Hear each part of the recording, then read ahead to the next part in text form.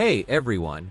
Today, I'm bringing you an incredible story about one of the most interesting figures in history. Charlemagne, also known as Charles the Great. He was more than just a king, he was a game changer, a visionary who shaped the foundations of what Europe would become.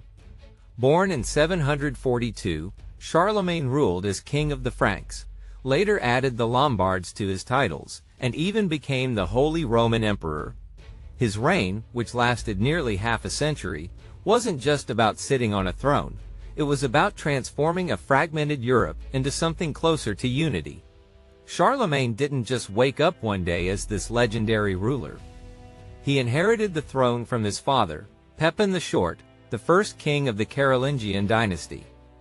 When Pepin passed in 768, Charlemagne had to share the rule with his brother Carloman. And let me tell you, that wasn't exactly smooth sailing.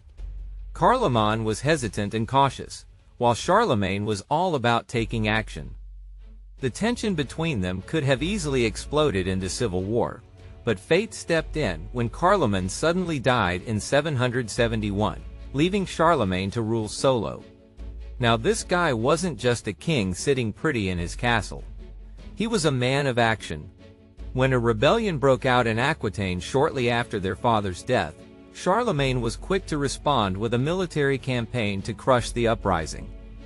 Carloman, on the other hand, refused to get involved. That victory not only secured Aquitaine, but also strengthened Charlemagne's grip on neighboring regions like Gascony. Charlemagne's personal life was just as dramatic as his political one. For example, he married the daughter of King Desiderius of Lombardy, only to annul the marriage not long after. This didn't sit well with Desiderius, who tried to team up with Carloman to get back at Charlemagne. But before things could escalate, Carloman's unexpected death left Charlemagne firmly in charge. And after taking full control of the Frankish throne, Charlemagne didn't waste any time proving why he was one of history's most formidable rulers. He was a larger-than-life figure, both in stature and personality. At over 6 feet tall, he was an imposing presence, not just physically but also in how he commanded respect and fear.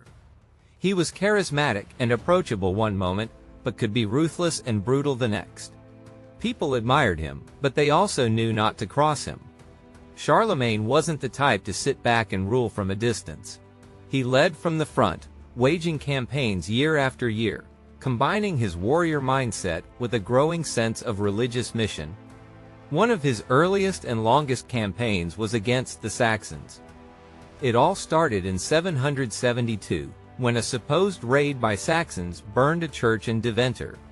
Whether the Saxons really did it or not didn't seem to matter. Charlemagne used this as his justification to invade, beginning what would become the bloody Saxon Wars, a conflict that lasted more than 30 years. During the first invasion, Charlemagne destroyed a sacred Saxon symbol, the Irminsul, a tree deeply tied to their pagan beliefs. It was meant to send a clear message: there's no room for paganism under his rule. And yet, every time Charlemagne thought he had crushed the Saxons' resistance, they would rise again. One leader, Widukind, became a thorn in his side, rallying the Saxons to fight back. Even after Charlemagne ordered the execution of 4,500 Saxons in the infamous massacre of Verdun, their spirit wasn't broken. Widukind eventually offered himself for baptism, symbolizing peace, but the rebellion didn't stop. Charlemagne kept responding with his usual mix of force and destruction, and by 804, he finally ended the Saxon resistance by forcibly relocating over 10,000 of them and replacing them with his own people. It was a brutal strategy, but it worked. At the same time, it earned Charlemagne the hatred of Scandinavian kings, leading to fresh conflicts down the line. While the Saxon Wars dragged on, Charlemagne wasn't just sitting idle elsewhere.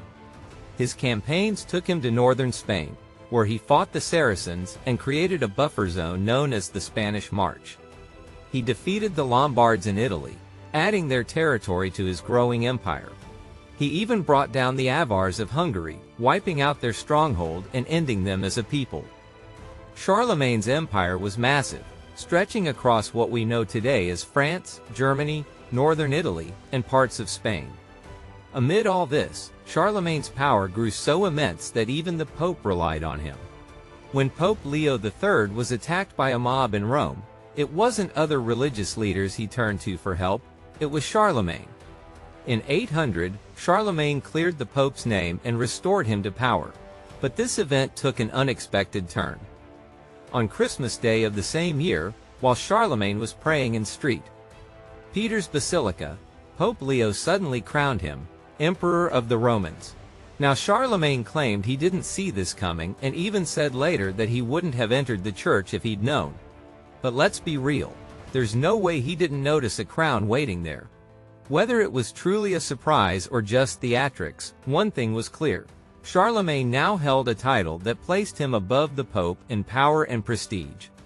He accepted the crown but made sure the papacy didn't use it as leverage against him. And Charlemagne's crowning as emperor might have been a strategic move by the church, but it didn't really give the papacy much sway over him. Sure, the popes hoped to frame him as their steward, using his power for their benefit, but in reality, Charlemagne didn't need them to steer his course. His actions were already tightly aligned with church interests, perhaps more than they realized. Aside from his military campaigns, Charlemagne focused heavily on reforms that shaped his empire in profound ways, especially in the realms of religion and education. The foundation for these reforms had been laid during the earlier Merovingian and Carolingian reigns, with innovations like the three-field crop rotation system, which boosted agricultural productivity, and the introduction of the compound plow, which made farming more efficient. Charlemagne didn't stop there.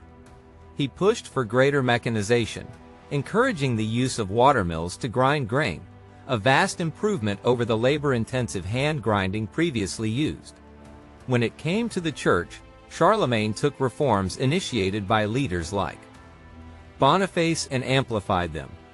Boniface had brought order to monasteries, created parish systems for more efficient administration, and established monastic schools. Charlemagne built on this, surrounding himself with intellectual giants like Alcuin of York, who emphasized literacy as a cornerstone of Christian piety. Schools flourished under Charlemagne's reign, raising literacy rates and improving education across the empire. Charlemagne also implemented a hands-on governance style. From his capital at Aachen, he sent out commissioners to ensure his policies were properly executed. But interestingly, this micromanagement wasn't entirely necessary. The people he chose for leadership positions were personally loyal to him, and that loyalty drove them to fulfill their duties without needing constant oversight. It's a testament to his character. Charlemagne inspired not just respect, but an almost unwavering allegiance from those who served him. Despite all this progress, the reality was that much of Charlemagne's success was tied to his own dynamic personality and leadership. When he passed away in 814, the cracks in the empire began to show almost immediately. His successor, Louis the Pious, was crowned in 813, but he couldn't replicate the commanding presence or the unifying force that Charlemagne had embodied. The seeds of instability had been planted long before Charlemagne's death. The destruction wrought during the Saxon Wars, for instance, didn't just leave a scar on the region. It created lasting tensions with the Scandinavian kings. They had watched and waited, and after Charlemagne's death, they unleashed a wave of Viking raids that ravaged the empire.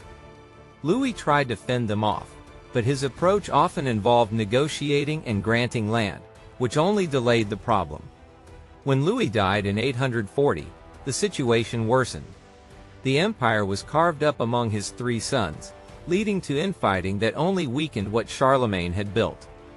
The Treaty of Verdun in 843 finally settled the conflict by dividing the empire into three parts: East Francia for Louis the German, Middle Francia for Lothair, and West Francia for Charles the Bald. But this division only fragmented the empire further. Cooperation between these rulers was non-existent, and Charlemagne's reforms, his educational programs, his centralized governance, his religious initiatives, all began to deteriorate. The Viking raids persisted until the early 10th century, when Charles the Simple managed to strike a deal with Viking leader Rollo, granting him land in exchange for peace.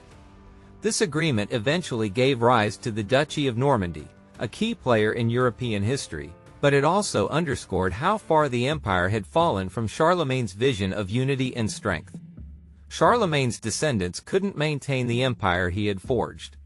The donation of Constantine, a fraudulent document claiming papal authority over emperors, didn't affect Charlemagne himself, but it became a tool for the church to exert influence over his weaker successors. Over time, the empire splintered into what would become the modern nations of Europe. Despite the collapse of his empire, Charlemagne's legacy remains undeniable. His reforms and leadership laid the groundwork for the structure of medieval Europe, and his vision for unity, though fleeting, left an indelible mark on history. It's a reminder of how one individual's ambition and skill can shape the course of civilization, even if the structures they build don't last forever.